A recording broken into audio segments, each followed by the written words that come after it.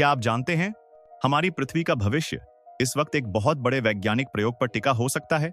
एक ऐसा प्रयोग जो हमारे महासागरों की गहराइयों में दुनिया की नजरों से दूर किया जा रहा है। वैज्ञानिकों ने समुद्र में कुछ ऐसा मिलाना शुरू कर दिया जिससे रातों रात पानी का रंग बदल जाता है और हजारों किलोमीटर तक समुद्री जीवन में एक अजीब सी हलचल मच जाती है। इसे अंतरिक्ष से भी देखा जा सकता है। कुछ लोग इसे ग्लोबल वार्मिंग का सबसे बड़ा समाधान बता रहे हैं, तो कुछ इसे प्रकृति के साथ एक बहुत बड़ी छेड़छाड़ मान रहे हैं, जिसके नतीजे हम सोच भी नहीं सकते।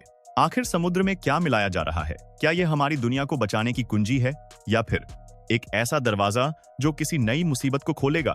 आज हम विज्ञान के उस सबसे बड़े रहस्य से पर्दा उठाएंगे जो आने वाले कल को हमेशा के लिए बदल सकता है।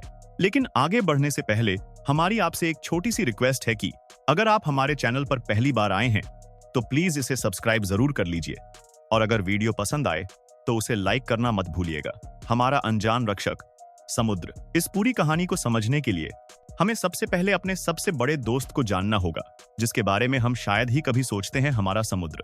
क्या आप जानते हैं कि पिछले 200 सालों से, जब से औद्योगिक क्रांति शुरू हुई है, हमारे महासागर चुपचाप हमारी गलतियों को साफ कर रहे हैं? इंसानों द्वारा पैदा की गई 1/3 से ज्यादा कार्बन डाइऑक्साइड को समुद्र सोख लेता है।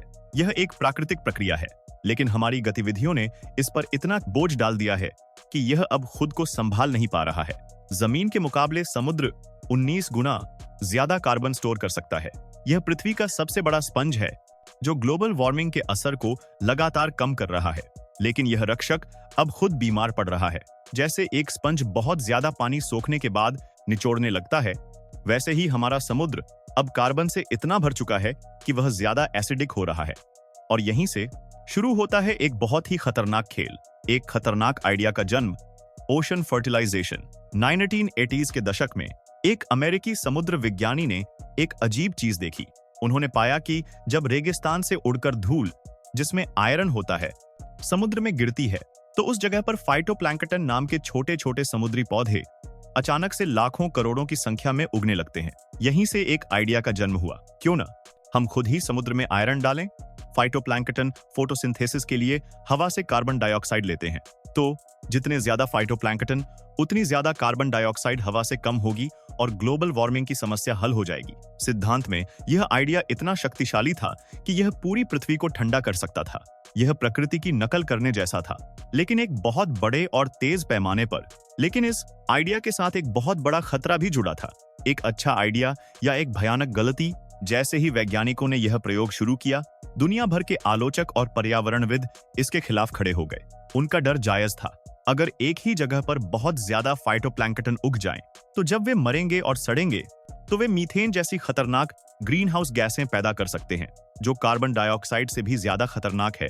इससे भी बड़ा खतरा यह था कि इससे समुद्र में डेड जोन बन सकते हैं, यानी ऐसे इलाके जहां ऑक्सीजन पूरी तरह से खत्म हो जाए और समुद्री जीवन का सफाया हो जाए। कल्पना कीजिए, फूड पिरामिड की नींव ही गायब हो जाए। यह मौत की एक ऐसी चेन रिएक्शन शुरू करेगा जो छोटे झींगों से लेकर विशाल व्हेल तक सबको खत्म कर देगी। यह एक ऐसा प्रयोग था जिसका नतीजा कोई नहीं जानता था। इसी डर की वजह से 2008 में संयुक्त राष्ट्र ने इस तरह के सभी प्रयोगों पर एक अस्थायी रोक लगा दी, जिसे मोरेटोरियम कहते हैं। नियमों को तोड़ने वाला बिजनेसमैन।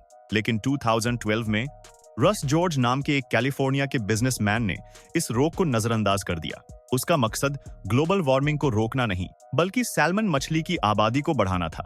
उसका तर्क था, ज्यादा आयरन मतलब ज्यादा फाइटोप्लैंक्टन, ज्यादा फाइटोप्लैंक्टन मतलब ज्यादा छोटी मछलियां, और ज्यादा छोटी मछलियां मतलब ज्यादा सैल्मन। उसने गैरकानूनी तरीके से कनाडा के तट पर एक 100 टन आयरन सल्फेट समुद्र में फेंक दिया। यह किसी भी पिछले वैज्ञानिक प्रयोग से 100 गुना बड़ा था। इसके बाद जो हुआ, उसने दुनिया को हैरान कर दिया। अंतरिक्ष से ली गई तस्वीरों में साफ दिख रहा था कि समुद्र का एक बहुत बड़ा हिस्सा फाइटोप्लैंक्टन से भर गया है। लेकिन क्या इससे सैल्मन की आबादी बढ़ी या फिर इसने इकोसिस्टम को हमेशा के लिए बर्बाद कर दिया?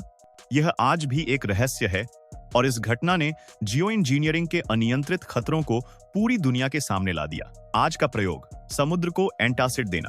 अब सालों की चुप्पी के बाद वैज्ञानिक फिर से इस मैदान में उतर रहे हैं, लेकिन एक नए तरीके से। अब वे आयरन नहीं, बल्कि सोडियम हाइड्रोक्साइड जैसे क्षारीय पदार्थों का इस्तेमाल करने की योजना बना रहे हैं। जब कार्बन डाइऑक्साइड समुद्र में घुलती है, तो वह पानी को एसिडिक बना देती है, जिससे कोरल और समुद्री जीवों को नुकसान होता है। सोडियम हाइड्रोक्साइड इस एसिडिटी को कम करता है, ठीक वैसे ही जैसे हम पेट की जलन के लिए एंटासिड लेते हैं। इससे समुद्र की कार्बन सोखने की क्षमता फिर से बढ़ जाती है। इस गर्मी में वैज्ञानिक मार्थास विनयार्ड के पास समुद्र में 25,000 लीटर सोडियम हाइड्रोक्साइड छोड़ने की तैयारी कर रहे हैं। वे वादा कर रहे हैं कि यह पूरी तरह से सुरक्षित होगा, लेकिन मछुआरों और स्थानीय लोगों का डर अभी भी बना हुआ है। वे पूछते हैं, आज आप थोड़ा केमिकल डाल रहे हैं, कल अगर इसे बड़े पैमाने पर किया गया तो हमारे समुद्र का क्या होगा? जियो इंजीनियरिंग, क्या हम भगवान बनने की कोशिश कर रहे हैं? समुद्र में केमिकल डालना जियो इंजीनियरिंग नामक एक बड़ी और विवादास्पद फील्ड का हिस्सा है। इसके तहत कुछ और भी हैरान करने वाले आइडियाज पर काम हो रहा है, जैसे बादलों को चमकाना, हवाई जहाज से बादलों पर नमक के कण स्प्रे करना ताकि वे सूरज की ज्यादा रोशनी को वापस अंतरिक्ष में भेज सकें और पृथ्वी ठंडी रहे। समुद्र को रंगना, समुद्र की सतह पर माइक्रोस्कोपिक बुलबुले या तैरने वाले दानेदार पदार्थ फैलाना ताकि सतह सफेद हो जाए और गर्मी को रिफ्लेक्ट करे। चांद की धूल का इस्तेमाल, चांद की सतह से धूल उड़ाकर उसे अंतरिक्ष में एक खास जगह पर इकट्ठा करना ताकि वह सूरज की रोशनी को पृथ्वी तक आने से रोक सके। ये सभी आइडियाज सुनने में किसी साइंस फिक्शन फिल्म जैसे लगते हैं, लेकिन इन पर गंभीरता से काम हो रहा है। वैज्ञानिक इसे अनदेखे परिणामों की समस्या कहते हैं। हो सकता है एक जगह का समाधान दूसरी जगह पर सूखा या बाढ़ ले आए। यह एक वैश्विक शतरंज के खेल जैसा है, जिसमें एक गलत चाल पूरी मानवता के लिए शह और मात का कारण बन सकती है। एक भारतीय परिप्रेक्ष्य, यह बहस हमारे देश के लिए भी बहुत महत्वपूर्ण है। हमारी एक विशाल तट रेखा है और करोड़ों लोग अपनी आजीविका के लिए समुद्र पर निर्भर हैं। जब हम ग्लोबल वार्मिंग के प्रभाव जैसे कि अनियमित मानसून और बढ़ते समुद्री जलस्तर को देखते हैं, तो जियो इंजीनियरिंग जैसे समाधान आकर्षक लग सकते हैं, लेकिन हमें यह याद रखना होगा कि हमारा समुद्री इकोसिस्टम बहुत नाजुक है। हमारा मानसून का चक्र समुद्र के तापमान से सीधे जुड़ा हुआ है। अगर हमने समुद्र के साथ कोई बड़ी छेड़छाड़ की, तो हो सकता है कि हम एक समस्या को सुलझाने के चक्कर में 10 नई समस्याएं खड़ी कर दें। कोई भी कदम उठाने से पहले हमें यह सुनिश्चित करना होगा कि समाधान समस्या से बड़ा न बन जाए। हमें अपनी पारंपरिक बुद्धिमत्ता और आधुनिक विज्ञान के बीच एक संतुलन बनाना होगा ताकि हम अपनी आने वाली पीढ़ियों के लिए एक स्वस्थ और सुरक्षित पर्यावरण छोड़ सकें। तो दोस्तों, समुद्र की सफाई का यह जटिल मुद्दा हमें एक दोराहे पर लाकर खड़ा कर देता है। एक तरफ ग्लोबल वार्मिंग की बढ़ती चुनौती है और दूसरी तरफ अनजान खतरों का डर। आपको क्या लगता है?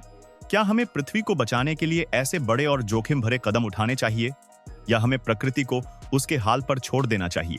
अपनी राय नीचे कमेंट्स में जरूर बताएं। अगर आपको यह वीडियो जानकारीपूर्ण लगा तो इसे लाइक करना न भूलें, और अगर आप हमारे चैनल पर पहली बार आए हैं तो ऐसी ही ज्ञानवर्धक सच्चाइयों के लिए सब्सक्राइब जरूर करें।